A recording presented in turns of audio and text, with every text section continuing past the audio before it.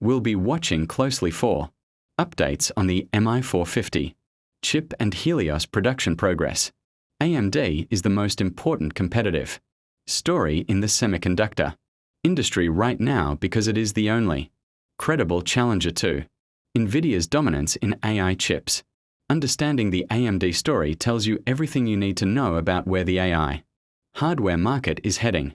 NVIDIA currently controls approximately 70 to 80% of the AI chip market. Its H100 and Blackwell chips are the standard infrastructure of every major AI data center. The demand exceeds supply. Prices remain elevated. NVIDIA's margins are extraordinary. This is the position every tech company dreams of, selling a product that everyone needs and nobody else can adequately supply. AMD's challenge and opportunity. AMD's MI300 chips have gained real traction as an alternative. Major cloud providers are using them. AI companies are deploying them. The MI450, the next generation due this year, is the chip that will determine whether AMD can close the performance gap with NVIDIA meaningfully.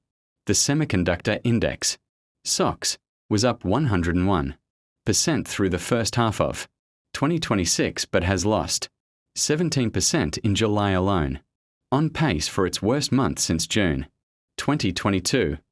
This dramatic reversal reflects investor concern that AI chip spending may be approaching a peak. If companies have bought enough chips to meet their near-term needs, chip demand could plateau before the AI revenue wave justifies the spending. What AMD earnings tell us about this risk? AMD's order book and forward guidance are the best available real-time indicator of whether enterprise AI chip demand is continuing to grow or beginning to plateau. Strong AMD guidance means the AI infrastructure build-out is still accelerating. Weak guidance means the spending wave may be cresting. The portfolio implication.